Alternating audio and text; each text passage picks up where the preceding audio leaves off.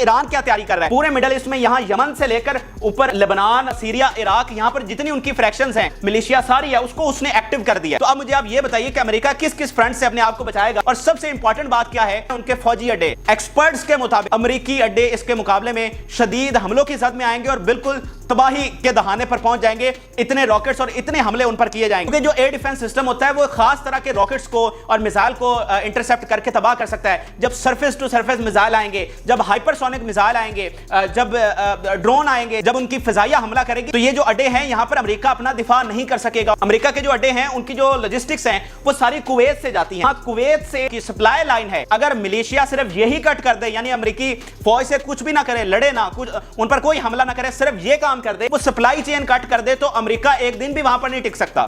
फिर अगर आप इसराइल की सूरत हाल देखें तो जिसको वो बचाने के लिए पूरी ताकतें आ रही हैं, ईरान क्या करेगा कि इसराइल पर ऐसे ऐसे फ्रंट से हमला करेगा कि उसको अंदाजा भी नहीं लगेगा। तो जब यमन से ये दोनों यहां पर हमला कर रहे होंगे इसराइल पर, तो यहां एक फ्रंट हो गया, यहां से रॉकेट्स फायर करेंगे। फिर अगले फ्रंट पर आइए, ये जो इनका इजिप्ट का बॉर्डर है, एक्सपर्ट्स कह रहे हैं कि जब ईरान आएगा तो बाकी अरब मालिक भी इस जंग में शामिल होने पर मजबूर हो जाएंगे। फिर लेबनान के फ्रंट पे तो वैसे ही हिजबुल्लाह वहां ऑपरेट कर रही है, फिर सीरिया है, वहां से अटैक हो रहा होगा। तो मुझे बताइए कि जब इतने फ्रंट इनके खिलाफ खुल जाएंगे तो ये अमेरिका किस तरह से इसराइल का दिफा करेगा, और अमेरिका तो अपना दिफा नहीं कर सकेगा। बराक ओबामा उसने खबरदार किया है इस जंग में ना जाना, वरना अनविनेबल वॉर आपके लिए हो सकती है। नजरीन, इस वक्त ईरान इसराइल और अमेरिका के गले की हड्डी बन चुका है, जिसे ना ही निगला जा सकता है और ना ही उगला जा सकता है। इस वक्त गजा पर कब्जा करने के लिए जो सबसे बड़ी रुकावट है वो ईरान है। इस्लामी दुनिया में जिस तरह से जुर्रत का मुजाहरा ईरान ने किया है उसकी कोई मिसाल नहीं मिलती। इस्लामी दुनिया में ईरान के अलावा कोई एक भी ऐसा मुल्क नहीं है जो अमेरिका के खिलाफ बराह रास्त कोई बयान तक भी जारी कर सका हो, जबकि ईरान ने इतनी मजामत की है कि अमेरिका और उसके इत्तेहादी ईरान के खिलाफ बराह रास्त जंग छेड़ने जा रहे हैं। इस वक्त गजा और फलस्तीन पर कब्जा ईरान जंग के साथ मशरूत हो चुका है। लेकिन दुनिया के एक्सपर्ट क्या कह रहे हैं? दुनिया के एक्सपर्ट कह रहे हैं कि जब हम इस जंग की तरफ जा रहे हैं तो ये अफगानिस्तान, इराक और शाम जैसी कोई रिवायती जंग नहीं होगी जहां पर अमेरिका ने सब मलिया मेट कर दिया, बल्कि ईरान के पास ऐसी पावर है, ऐसी टेक्नोलॉजीज हैं जिसका दुनिया को अंदाजा तक नहीं। और यह भी कहा जाता है कि ईरान के पास न्यूक्लियर सलाहियत भी है जिसको उसने दुनिया से छुपा रखा है, और उसकी न्यूक्लियर सुरंगों के बारे में दुनिया बिल्कुल नहीं जानती। तो जब हम इस जंग की तरफ अब जा रहे हैं तो थोड़ा सा हम कंपैरिजन करेंगे कि ईरान इस वक्त किस तरह से फलस्तीन और गजा को बचाने के लिए पूरे मशरक़े वुस्ता में क्या हिकमत अमली अपनाए हुए है, और किस तरह से वो तैयारी कर रहा है कि जब अमेरिका और उसके इत्तेहादी हमला करेंगे तो वो किस तरह से बचाव करेगा, और चाइना और रूस किस तरह से मुकम्मल तौर पर सपोर्ट फराहम कर रहे हैं ईरान को, जो कि लड़ रहा है इस वक्त फलस्तीन और गजा के लिए। तो ये सारी तफसीलात जो कि बड़ी ही डिटेल्ड रिसर्च के बाद हमने हासिल की हैं वो आपके साथ शेयर करते हैं। सबसे पहले तो मैं आपको वो स्टेटमेंट दिखाना चाह रहा हूं कि जिसमें अमेरिका वाज़ेह तौर पर ईरान पर इल्जामात लगा रहा है और बता रहा है कि हम किस तरह से जंग की तरफ जा रहे हैं ईरान के साथ। ये देखिए, अमेरिका ये कह रहा है कि Iran actively facilitating attacks on bases in Middle East. US was to hold Iran responsible for attacks on troops in middle east. फिर उनके सेक्रेटरी डिफेंस एंटनी ब्लिंकन ने कहा कि अगर हमारे ट्रूप्स पर हमला किया गया तो हम जो हमारा रिस्पांस होगा वो स्विफ्टली और डिसाइसिवली होगा और कोई गलतफहमी में ना रहे। अगर हम पर हमला किया गया तो हम उसका बड़ा ही डिसाइसिवली वापस जवाब देंगे। फिर कल जो बाइडेन ने प्रेस कॉन्फ्रेंस की उसमें उन्होंने वाज़ेह तौर पर कहा कि I am going to warn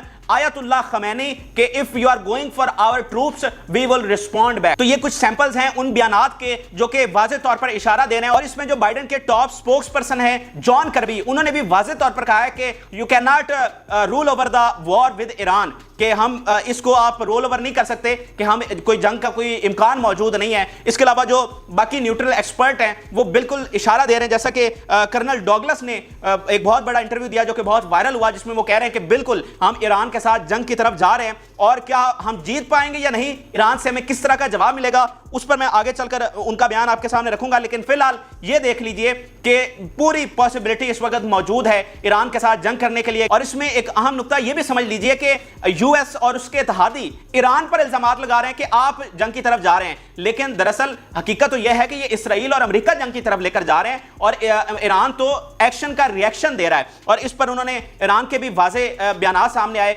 जिसमें उन्होंने कहा कि हम पर जो इल्जाम लगाया जा रहा है जंग का वो बिल्कुल गलत है। फिर उन्होंने कहा कि गजा पर अगर कब्जा करने के लिए तुम लोग गए तो फिर हम बिल्कुल उस पर रिएक्ट करेंगे और बड़ा डिसाइसिवली हम भी रिस्पॉन्ड करेंगे। मिसाल के तौर पर आयतुल्लाह खमैनी का ये ट्वीट आप सामने देखिए जिसमें उन्होंने कहा कि इंशाअल्लाह फिलिस्तीन की आजादी होकर रहेगी। तो दोनों तरफ से ये बयानात बिल्कुल आ रहे हैं और ये जो कि वाज़ेह इशारा है कि हम जंग की तरफ जा रहे हैं। और इसके साथ साथ ईरान ने बड़ी अहम जंगी मशकों का ऐलान किया और उसमें ईरान ने यह बताया है कि हम पहली बार ऐसी टेक्नोलॉजीज और ऐसे वेपन्स का मुजाहरा करेंगे जिसके बारे में दुनिया जानती तक नहीं है। और ये सिर्फ इसराइल और अमेरिका को वार्न करने के लिए है कि हमारे पास ये भी पावर्स हैं। कुछ दिन पहले ईरान ने अपनी न्यूक्लियर सुरंगों की एक वीडियो जारी की थी जो कि पहली बार जारी हुई थी। और ये ऐसी न्यूक्लियर सुरंगें हैं अगर इन पर एटॉमिक बम भी गिराया जाए तो उनको कोई नुकसान नहीं होगा, यानी वो न्यूक्लियर बम को झेलने की सलाहियत भी रखती हैं। और इनका जितना असलिया है, जितने इनके ट्रूप्स हैं, वो सारे उन सुरंगों में बाहिफाजत रह सकते हैं। फिर आप ईरान के फॉरेन मिनिस्टर का बयान देखिए जो कि मैं पहले भी अपनी वीडियो में बता चुका हूं, लेकिन इस वीडियो से रिलेटेड है इसलिए दोबारा बता रहा हूं कि वो कह रहे हैं कि किस तरह से अमेरिका प्लान है उसका ग्रेटर इसराइल का। और ग्रेटर इसराइल में सऊदी अरब, मिस्र, जॉर्डन और इनके इलाके चुके आते हैं। तो ये उन तमाम ममालिक को इश्तियाल दिलाना चाह रहे हैं और इश्तियाल के जरिए जंग में लेकर आना चाह रहे हैं और बाद में उन पर कब्जा करके ग्रेटर इसराइल बनाने का ये ख्वाब देख रहे हैं। अच्छा, नक्शों पर जाने से पहले मैं आपको दो बड़े इंपॉर्टेंट बयान सामने रखना चाहता हूं दोनों की पावर के हवाले से। एक तो कर्नल डोगलस का बयान है और उन्होंने कहा कि अगर यह जंग होती है तो तेल की मार्केट में तबाही आ जाएगी, अमेरिकी मईशत तबाह हो जाएगी, दुनिया में अमेरिकी फौजी अड्डे तबाह हो जाएंगे, हजारों अमेरिकी फौजी इराक और शाम में मौजूद हैं तो उन्हें बहुत भारी नुकसान उठाना पड़ेगा। फिर एलोन मस्क का बयान आप देखिए, उसमें वो कह रहे हैं कि हमें तीसरी जंग से और ईरान के साथ जो जंग छिड़ने जा रही है उससे बाज रहना चाहिए क्योंकि America's military might isn't what once was when compared with other global powers. जिसमें वो वाज़ेह तौर पर कह रहे हैं कि अमेरिका की अब वो मिलिट्री पावर नहीं है जो कभी माजी में हुआ करती थी। फिर कर्नल डॉगलस का एक और बयान देखिए कि NATO is doomed and finished. अब आ जाइए जरा नक्शों पर। नक्शों के जरिए मैं पूरी सूरत हाल आपको इस वक्त समझाता हूं। अच्छा, अगर हम पहले जमीनी रास्तों की तरफ जाएं कि अमेरिका अगर जमीनी रास्ते से हमला करता है तो वाहिद जो बॉर्डर लगता है ईरान के साथ वो इराक का है। अब देखें कि ना ही वो पाकिस्तान से हमला कर सकता है ना ही अफगानिस्तान से आकर हमला कर सकता है, तो उसके पास वाहिद जो ऑप्शन है जमीनी रास्ते से हमला करने का वो है इराक। अगर वो जमीनी रास्ते से हमला करता है तो ये भी उसके लिए भारी नुकसान लेकर आएगा और ईरान तक पहुंचना उसके लिए मुश्किल हो जाएगा। वो किस तरह से कि इराक और शाम में पूरी तरह से ईरान ने अपनी एक फौज तैयार कर रखी है, हिजबुल्लाह और उस समेत कई ऐसी ऑर्गेनाइजेशंस हैं जिसके बारे में कहा जाता है कि उसको ईरान बैक करता है। तो ईरान तक पहुंचने के लिए अमेरिका को पहले उनसे लड़ना होगा जिनके पास 50-60 हजार फाइटर्स हैं, 1.5 लाख से ज्यादा मिसाइल हैं जिसमें शॉर्ट रेंज रॉकेट्स भी हैं और लॉन्ग रेंज मिसाइल भी उनके पास हैं। तो जैसे आप फिल्मों में डायलॉग नहीं सुनते कि इस तक पहुंचने के लिए तुम्हें मुझसे होकर जाना पड़ेगा, तो ये बिल्कुल ऐसे ही है कि अमेरिका को ईरान तक पहुंचने के लिए इन सारे लोगों से, ये जो फाइटर्स हैं पूरे इराक और शाम में, इनसे लड़कर जाना पड़ेगा। तो जब वो इनसे लड़कर जाएगा तो वो क्या नुकसान पहुंचाएगा सरहद पर, क्या जाके करेगा, यह बाखूबी अंदाजा लगा लीजिए। दूसरी पॉसिबिलिटी है कि वो पर्शियन गुल्फ से हमला करे।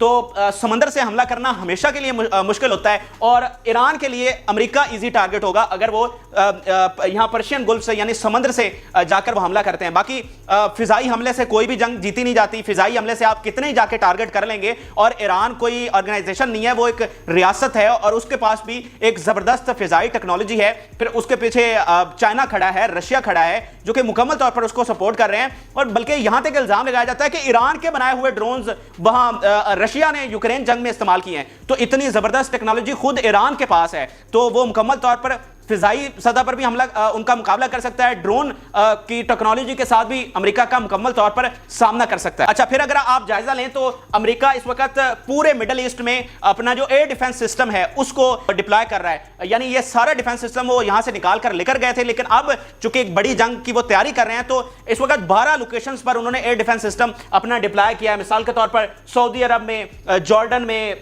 कतर में और शाम में और इसके अलावा इराक में, मेडिटेरियन सी में, पर्शियन गुल्फ में, पूरे मिडिल ईस्ट में वो अपना एयर डिफेंस सिस्टम डिप्लॉय कर रहे हैं ताकि जब ईरान के रॉकेट्स आएंगे या हिजबुल्लाह के आएंगे या यमन में वहां से आएंगे तो हम उनको मुकम्मल तौर पर तबाह कर देंगे। लेकिन ये उनकी जो स्ट्रेटजी है वो एक हद तक तो कामयाब हो जाएगी, लेकिन दुनिया को यह नहीं पता कि ईरान के पास भी एक जबरदस्त एयर डिफेंस सिस्टम है। आलमी शोहरत याफ्ता ये मिलिट्री एनालिस्ट का बयान देखिए जिसमें वो कह रहे हैं कि दुनिया को पता ही नहीं है कि ईरान के पास एक ऐसा डिफेंस सिस्टम है, एयर डिफेंस सिस्टम, जो बड़े बड़े मिसाइल को, रॉकेट्स को जो उस पर फायर किए जाएंगे, उनको तबाह कर सकता है। फिर इस डिफेंस सिस्टम जो अमेरिका लेकर आ रहा है, डिप्लॉय कर रहा है, उसके मुकाबले में ईरान क्या तैयारी कर रहा है? ईरान ने जो उसकी पूरे मिडल ईस्ट में यहां यमन से लेकर ऊपर लेबनान, उसके अलावा सीरिया, इराक, यहां पर जितनी उनकी फ्रैक्शंस हैं, जितनी उनकी बैग्ड मिलिशिया सारी है, उसको उसने एक्टिव कर दिया है। तो अब मुझे आप ये बताइए कि अमेरिका किस किस फ्रंट से अपने आप को बचाएगा? नीचे यमन से उन मिसाइल फायर किए जा रहे होंगे, इराक से, लेबनान से, शाम से, और सबसे इंपॉर्टेंट बात क्या है?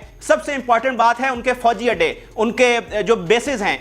एक्सपर्ट्स के मुताबिक, ये मैं अमेरिकी और जो बाकी इंटरनेशनल एक्सपर्ट्स हैं मिलिट्री, वो ये कह रहे हैं कि अमेरिकी अड्डे इसके मुकाबले में शदीद हमलों की सद में आएंगे और बिल्कुल तबाही के दहाने पर पहुंच जाएंगे। इतने रॉकेट्स और इतने हमले उन पर किए जाएंगे, क्योंकि जो एयर डिफेंस सिस्टम होता है वो खास तरह के रॉकेट्स को और मिसाइल को इंटरसेप्ट करके तबाह कर सकता है। जब सरफेस टू सरफेस मिसाइल आएंगे, जब हाइपरसोनिक मिसाइल आएंगे, जब ड्रोन आएंगे, जब उनकी फिजाइया हमला करेगी, तो ये जो अड्डे हैं यहां पर अमेरिका अपना दिफा नहीं कर सकेगा। और एक और बड़ी इंपॉर्टेंट चीज मैं आपको नक्शे के जरिए समझाना चाहता हूं। इस वक्त आप ये नक्शा देखिए कि अमेरिका के जो अड्डे हैं, उनकी जो लॉजिस्टिक्स हैं वो सारी कुवैत से जाती हैं, यानी उनका जो सारा साजो सामान है वो कुवैत से जाता है। तो अगर ये एक एक्सपर्ट ने इस पर खबरदार किया अमेरिका को कि अगर यहां कुवैत से जो लाइन है, उनकी सप्लाई लाइन है, अगर मिलिशिया सिर्फ यही कट कर दे, यानी अमेरिकी फौज से कुछ भी ना करे, लड़े ना, कुछ उन पर कोई हमला ना करे, सिर्फ ये काम कर दे कि कुवैत से जो लॉजिस्टिक्स जा रहे हैं, अमेरिकी फौज की जो सप्लाई जा रही है, वो सप्लाई चेन कट कर दे, तो अमेरिका एक दिन भी वहां पर नहीं टिक सकता। और इस सारे रूट को जो कि कुवैत से होकर इराक और शाम तक जा रहा है और आगे फिर इसराइल तक भी सप्लाई जाती है, सारे रूट को अमेरिका उसका दिफा करने की सलाहियत नहीं रखता। ये उसके लिए इंपॉसिबल है कि वो इस सारे रूट का दिफा कर सके। तो अगर वो मिलिशिया इसको कट कर देती है तो अमेरिका के लिए वहां पर एक दिन भी टिकना नामुमकिन है। तो फिर खुद सोचिए कि यहां पर भी कौन हमें हावी नजर आ रहा है? बिल्कुल हमें यहां पर ईरान हावी नजर आ रहा है। फिर एक और यहां पर एक नुक्ता जरूर समझ लीजिए कि देखें, ये हम जो कंपैरिजन कर रहे हैं ईरान की पावर का, वो फौज की, जब फौज से लड़ाई होगी उसका हम कर रहे हैं। हम यहां पर सिविलियन कैजुअलिटीज की बात नहीं कर रहे हैं। मिसाल के तौर पर अगर अमेरिका सिविलियंस पर हमला शुरू कर देता है, अगर उनकी आबादियों पर जाकर बम गिरते हैं, अगर वहां पर रॉकेट्स फायर होते हैं, तो उसका तो ईरान उस तरह से दिफा नहीं कर सकेगा, ये बात हकीकत है। लेकिन जब फौज आमने सामने होगी तो इस पूरे खिते में ईरान ने अपना ऐसा नेटवर्क और ऐसा असर और रसूख बना रखा है जो कि मिडिल ईस्ट में किसी के पास भी नहीं है। यानी जब ये इराक में आए थे, शाम में आए थे, जो इन्होंने यहां पर जंगें लड़ी हैं, जो यहां पर इवन लीबिया में जो उस वक्त की हुकूमतें थी, उनके पास ऐसी कोई पावर नहीं थी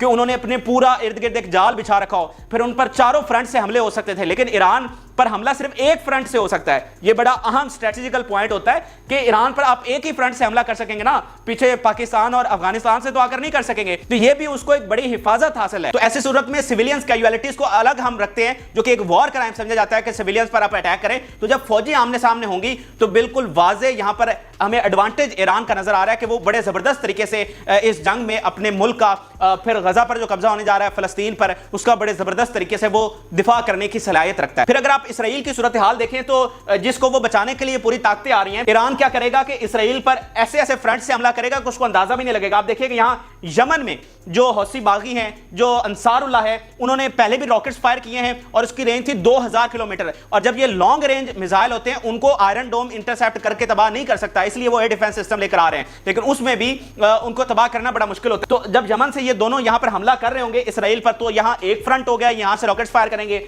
फिर ये जो रेड सी है, इसको मुकम्मल तौर पर ब्लॉक करने की सलाहियत अंसारुल्लाह और हौसी के पास है। वो ये पूरा रास्ता ही ट्रेड का बंद कर देंगे, तो ना इनके शिप्स यहां पर आ सकेंगे और ना कोई दूसरी मूवमेंट हो सकेगी। तो वो भी इनके लिए बड़ा धचका होगा। फिर अगले फ्रंट पर आइए, ये जो इनका इजिप्ट का बॉर्डर है, अगर इजिप्शियन मिलिट्री बेशक इस जंग में शामिल नहीं भी होती, जो कि एक्सपर्ट्स कह रहे हैं कि जब ईरान आएगा तो बाकी अरब मालिक भी इस जंग में शामिल होने पर मजबूर हो जाएंगे, लेकिन बिलफर्ज नहीं भी होती, तो इस फ्रंट पर भी यमन से हमला होगा। फिर उनके एक जनरल ने अभी ताजा बयान दिया कि हमारे पास ऐसी टेक्नोलॉजी और ऐसे रॉकेट्स हैं कि हम यहां रिफा के बॉर्डर पर भी, यानी वहां लेबनान और सीरिया से लेकर यहां रिफा का जो बॉर्डर है, यहां पर भी हमला करने की सलाहियत रखते हैं। फिर लेबनान के फ्रंट पे तो वैसे ही हिजबुल्लाह वहां ऑपरेट कर रही है, लेबनान से, वहां से अटैक हो रहा होगा। फिर सीरिया है, वहां से अटैक हो रहा होगा। तो मुझे बताइए कि जब इतने फ्रंट इनके खिलाफ खुल जाएंगे तो ये अमेरिका किस तरह से इसराइल का दिफा करेगा? और अमेरिका तो अपना दिफा नहीं कर सकेगा, वो इतना यहां पर उसको खुद को इतना नुकसान पहुंच जाएगा। इसीलिए बार बार उनके एक्सपर्ट, उनके जो बड़े जीरक सियासतदान है, इवन बराक ओबामा, उसने खबरदार किया है, साबिक अमेरिकी सदर, उसने जो कि इतनी जंगें लड़ी हैं, उसने खबरदार किया कि भाई ये वाला काम ना करना, इस जंग में ना जाना, वरना ये जंग जो है वो अनविनेबल वॉर आपके लिए हो सकती है। ये बड़े बड़े एक्सपर्ट इस वक्त राय दे रहे हैं। अच्छा, आप एक और चीज देखिए कि एक तो जो बेसेस होंगी वो इराक और सीरिया में, यानी जो जमीन पर उनकी बेसेस हैं, फिर जो एयरक्राफ्ट कैरियर होते हैं वो भी एक बड़ी पावर समझे जाते हैं, जो कि यहां मेडिटेरियन सी में या फिर ऊपर पर्शियन गल्फ में डिप्लॉय होंगे। ये एयरक्राफ्ट कैरियर क्या होते हैं कि ये भी एक बेस की तरह का काम करते हैं कि जहाज वहां से आप जो जंगी हथियार होते हैं उनको फ्लाई कर सकते हैं, लैंड कर सकते हैं किसी को भी टारगेट करने के लिए। लेकिन ये एयरक्राफ्ट कैरियर खुद उनके लिए कितना बड़ा अजाब बन जाएंगे वो ये देखिए कि जदीद दुनिया में, जदीद टेक्नोलॉजी में ये जो एयरक्राफ्ट कैरियर है ये एक बड़ी लायबिलिटी समझा जाता है, यानी ये अरबों खरबों की मालियत का ये होता है, लेकिन उसको एक हाइपरसोनिक मिसाइल जो है वो तबाह कर सकता है। यानी जब इनके एयरक्राफ्ट कैरियर पर वो मिसाइल फायर किए जाएंगे तो वो उस एक मिसाइल से ही वो तबाह हो जाएंगे और उनके सारे जहाज वहीं डूब जाएंगे। तो उनके खरबों जो हैं वो एक मिसाइल के साथ डूब सकते हैं। तो ये भी कोई उनकी बड़ी पावर आज के दौर में, एक दौर में था कि ये एयरक्राफ्ट कैरियर बड़ी पावर समझा जाता था, लेकिन आज के दौर में ये एक लायबिलिटी समझा जाता है कि दुनिया बहुत आगे चली गई है, टेक्नोलॉजी बहुत आगे चली गई है। खासतौर पर चाइना और रशिया इस मामले में हाइपरसोनिक मिसाइल बनाने में बहुत आगे हैं। तो इस चीज में बिल्कुल एक्सपर्ट के मुताबिक अमेरिका पीछे नजर आता है। तो वो भी इनकी यहां पर कोई पावर नहीं चलने वाली कि ये जहां पर अपने जंगी बेड़े खड़े करके कोई बड़ा मार्का मार लेंगे। मिसाल के तौर पर एक ईरानी कमांडर का बयान आप देखिए, वो ये कह रहे हैं कि अगर हम पर हमला हुआ तो ऐसा जवाब देंगे कि कोई तसव्वुर भी नहीं कर सकेगा। तो ये जो ईरान बोल रहा है, बिल्कुल उसके पीछे वो पावर है, वो मिलिट्री माइट उसके पास है। और ऐसा लगता है कि ईरान ने ये जो न्यूक्लियर सुरंगें बनाई हैं, जो जगह जगह पर अपनी मिलिशिया बना रखी है, तो मुझे लगता है कि उसने पूरी तैयारी कर रखी थी कि अगर कभी उस पर हमला हुआ, क्योंकि देखना मिडिल ईस्ट में सिर्फ वाहिद ईरान है जिस पर हमला अमेरिका नहीं कर सका, यानी तुर्की उसका इत्तेहादी, सऊदी अरब उसका इत्तेहादी, कतर उसका इत्तेहादी, कुवैत उसका इत्तेहादी, यूएई उसका इत्तेहादी। तो ये तो इत्तेहादी है ना जो उसके खिलाफ बोले, यानी कि लीबिया बोला, इराक, शाम, तो उन पर उसने हमला किया और तबाह कर दिया। सिर्फ वाहिद ईरान है जो उसके खिलाफ बोलता भी है और उसका अमेरिका जो है वो कुछ नहीं कर पा रहा। और अमेरिका और उसके इत्तेहादियों को यह भी लगता है कि इसराइल को इस रीजन में सबसे बड़ा खतरा ईरान से है, तो वो ईरान को अब खत्म भी करना चाह रहे हैं। लेकिन जब हम रियलिटी की तरफ आते हैं तो फिर हमें ये सारे चैलेंजेस भी इस वक्त अमेरिका को नजर आ रहे हैं। और उनके अपने लोग, जैसे प्रेसिडेंट ओबामा का मैं आपको बता रहा हूं, उन जैसे लोगों ने भी इनको खबरदार कर रखा है। तो इस तरह ईरान की ये जो सारी पावर है वो दरअसल इस वक्त वो गजा को बचाने के लिए लगा रहा है। अगर आप वन लाइनर पूछें तो वो ये है कि इसराइल अभी तक गजा के अंदर क्यों नहीं जा सका, क्योंकि उनको सबसे बड़ा खतरा यह है कि जब हम अंदर जाएंगे तो हिजबुल्लाह और ईरान की जो बाकी हिमायत याफ्ता हैं ये सारे हम पर हमला कर देंगे। ईरान खुद इंटरवीन करेगा इसमें, तो हमारे लिए ये बड़ा मुश्किल हो जाएगा। अगर ईरान इतनी धमकियां ना लगाता और इस हद तक ना जाता तो शायद अभी तक ये गजा के अंदर घुस चुके होते, वहां पर कब्जे करने की तरफ जा चुके होते। तो ईरान ये अपनी सारी पावर इस वक्त गजा को बचाने के लिए लगा रहा है। अब आगे चलकर क्या होता है ये देखेंगे, लेकिन मैंने आपको कोशिश की है कि पूरा जो खित्ते में इस वक्त जो स्ट्रेटेजिकल पोजीशंस हैं और क्या आउटकम हो सकती है इस वॉर की, किसका पलड़ा भारी इस वक्त नजर आ रहा है। नो डाउट अमेरिका दुनिया की सबसे बड़ी सुपर पावर है, इकलौती सुपर पावर है, उसके पास बाकी सारे इत्तेहादी हैं, इंग्लैंड है, बाकी सारी चीजें हैं। लेकिन एलोन मस्क जैसे लोग कह रहे हैं कि अब ये वो वाली मिलिट्री माइट नहीं है जो कभी हुआ करती थी, खासतौर पर जब ईरान जैसा जिसकी स्ट्रेटेजिकल पोजीशन है कि एक फ्रंट से आप हमला कर सकते हैं, फिर उसके पीछे चाइना और रशिया